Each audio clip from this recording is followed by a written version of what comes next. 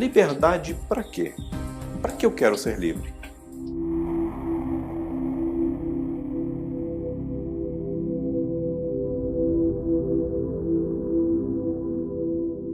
Olá, está no ar o canal do Espaço Integrar e hoje eu converso com Inácio Ferreira. Inácio, vamos falar sobre liberdade, sobre felicidade. O que você poderia nos acrescentar sobre esse assunto? Olha, liberdade e felicidade é um conceito amplo de toda a história da humanidade. Porque liberdade em si, a palavra diz desobrigação, não estar apegado a nenhum tipo de coisa. E essa relação de liberdade, ela é vivida por nós desde a nossa infância. Então a gente tem toda a questão de quando criança a gente quer brincar até tarde, mas a gente não consegue brincar porque os pais controlam nossa agenda, a gente tem que voltar para casa. Quando a gente cresce um pouco mais, quer a liberdade de sair para ir para as festas, voltar tarde, mas você não tem idade e é controlado pelos pais, então você espera que 18 anos chegue para você ter essa liberdade.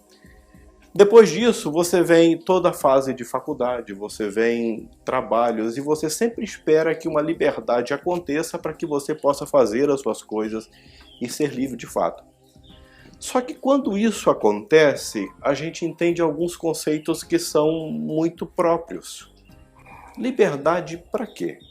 Para que eu quero ser livre? Por que ser livre? Quando eu penso numa relação, principalmente uma relação conjugal, a gente sempre espera aquela coisa de querer se casar para ter alguém, para estar junto de alguém, mas quando está junto de alguém o contexto já não é mais o mesmo e a gente espera a liberdade para fazer as coisas que a gente já fazia. Então o conceito de liberdade está sempre atrelado a alguma outra coisa, que ele se soma e chega no final de todas as coisas, você imagina para que ser livre? Ou por que eu quero ser livre? O conceito de liberdade ele é mais interno do que externo. Exatamente o contraponto que a gente faz sobre a felicidade. A felicidade em si, ela é algo desnecessário. Por que desnecessário? Mas não desnecessário que eu não precise. É desnecessário do ponto de vista de que a própria felicidade não precisa, não necessita de nada para ela existir. Ela não tem essa necessidade, ela é completa em si. Só que a gente busca sempre esta felicidade como algo a acontecer. Como se algo devesse acontecer para que essa felicidade acontecesse. Como se ela fosse um estado contínuo. E ela não é. Ela é um momento de plena paz, de plena consciência, onde você está envolvido no processo inteiro.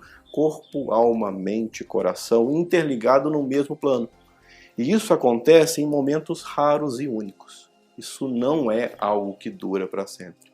E a gente inverte esses valores sempre buscando isso, e você pode ter hoje um momento muito feliz, agora um momento de extrema felicidade, e daqui a 2 segundos você receber uma notícia completamente catastrófica e mudar toda a sua felicidade.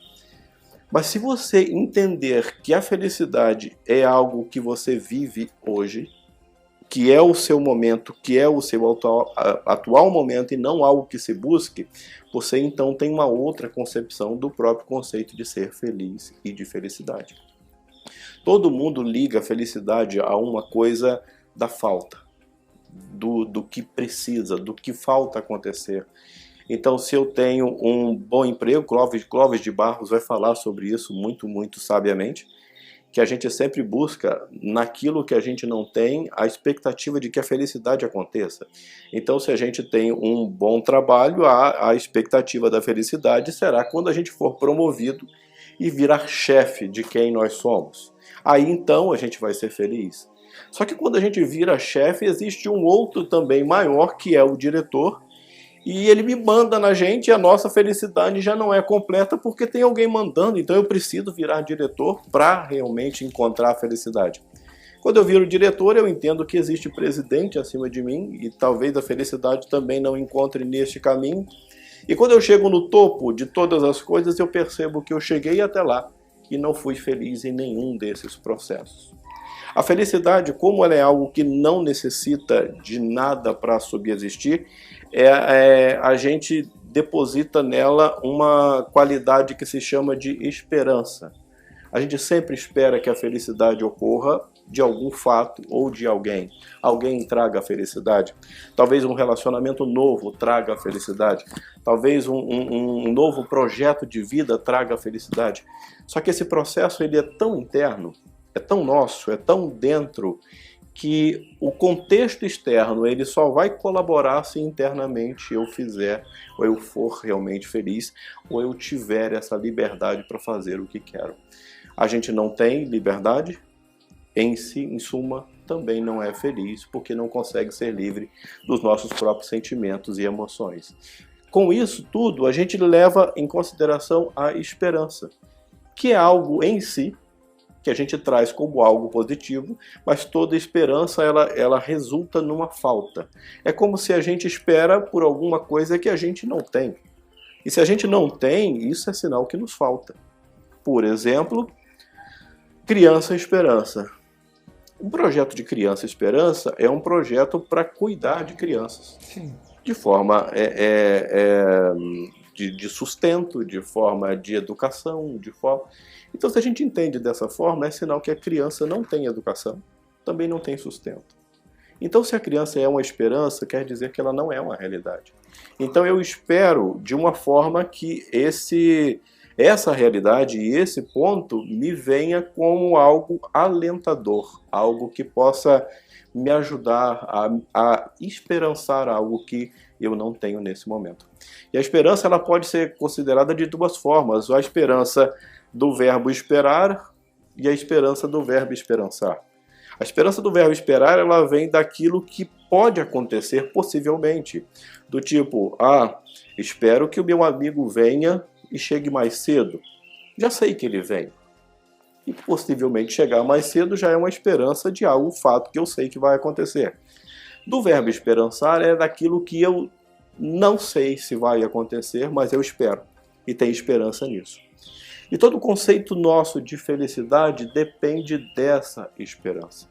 Em suma, toda a reação e a relação de como eu vivo e como eu me porto com a felicidade, com a esperança e com a liberdade, ela se funde num só. Porque, em suma, de todas as coisas, você é feliz quando dentro de você, existe essa felicidade, existe essa liberdade e existe a paz que você pode buscar todas as coisas no meio onde você está, da forma que você vive, da maneira que você está.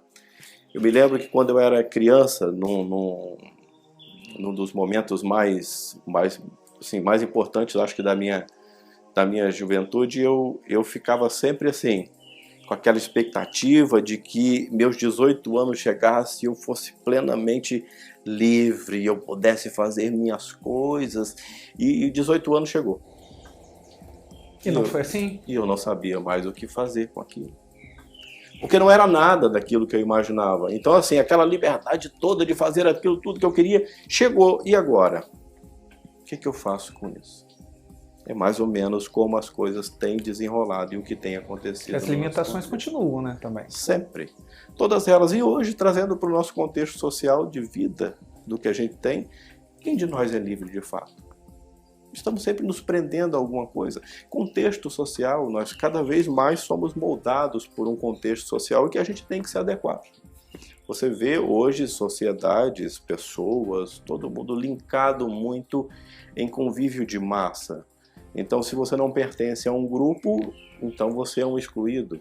Aquela coisa de você ser feliz sozinho na sua casa, com você mesmo, isso já virou utópico. É como se você fosse louco em ser feliz só. Sempre tem que ter um contexto para isso. Isso, prova disso, redes sociais. As redes sociais, né? Exatamente. Evidenciam. Nos aprisionam e a gente fica refém disso. Você vê um contexto global, onde você sai na rua e pouca gente conversa. Todo mundo está linkado em algo que é digital, em algo que não é real, em algo que é distante. E a síndrome Roberto Carlos, né? Tem 1 milhão de amigos, mas na realidade não existe. Não existe nenhum. Nós viramos uma globalização tão próxima que perdemos o indivíduo dentro da gente. Então, a nossa essência pura e plena, ela se perdeu durante todo esse processo que a gente conseguiu desenvolver até lá. Na minha infância, a gente tinha poucos recursos, a minha família é bem humilde, então a gente tinha assim, se reunia no final do dia, que era 5 horas da tarde para jantar, uma coisa maravilhosa, e a gente sentava todo mundo na mesa e comia, era uma coisa interessante para a gente. Aí depois veio o rádio, e o rádio ficou no centro da mesa e você comia escutando o rádio e as notícias que tinha. Mais tarde veio a televisão, e no meu caso foi aquela televisão que você ligava 3 horas da tarde para assistir às 7, que era o horário da novela que você podia ver. E quando isso acontecia, você tinha, assim, que era de válvula e transistores, aquela coisa bem antiga. E a gente virou um U, a gente começava a olhar todo mundo para a TV e perdeu o contexto de mesa, então a gente já sentava na sala. Era diferente de tudo que a gente já tinha. Quando isso foi acontecendo, e a globalização foi chegando, hoje a gente não tem mais esse contexto, nem de mesa, nem de comer junto. Se você for analisar e olhar hoje de uma forma geral, cada um come em um lugar diferente, no horário que quer. Pouquíssimas famílias, eu acredito, que têm esse hábito e permanecem com esse hábito de poder se reunir para ceiar, para comer, esse tipo de coisa. E é engraçado que a gente fazia uma coisa muito importante naquela época, que hoje faz todo sentido, mas a gente nem pensava naquela época. A gente conversava. Era uma coisa incrível. E hoje a gente tem a capacidade de sentar um ao lado do outro no restaurante e conversar com o universo, mas não conversar com um com o outro. Então a gente perdeu essa conexão de ser humano. A gente perdeu essa liberdade de ser realmente quem nós somos. Nós sempre temos que nos adequar a uma realidade próxima para a gente poder ser inserido num contexto. E aí fica num simulacro de interação que as redes sociais exigem, mas é tudo falso. Tudo falso porque, na realidade, todo o processo que nós temos internamente foi moldado não só pela relação familiar que tivemos, mas foi moldado pela sociedade de uma forma geral. E essa questão, como eu disse anteriormente, da globalização, trouxe o mundo para próximo de nós.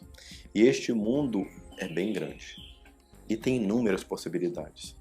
E essa liberdade que nós falamos durante todo esse tempo e agora? O que eu faço com isso? Eu posso ter o mundo todo nas minhas mãos, mas o que eu faço? O que eu posso fazer com essa liberdade? Em suma de todas as coisas, eu acredito que todo o processo de liberdade, de felicidade, ele está ligado realmente ao meu encontro com o meu eu interno.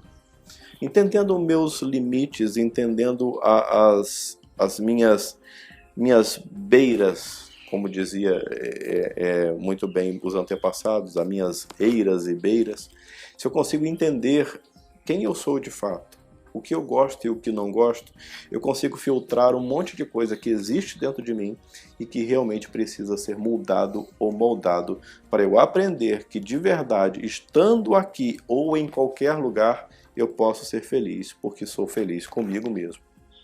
E essa felicidade interna eu posso exalar para outros também. Inácio, muito obrigado por esse bate-papo tão esclarecedor. E você continue no canal do Espaço Integrar, com vídeos que vão ajudar no seu desenvolvimento pessoal.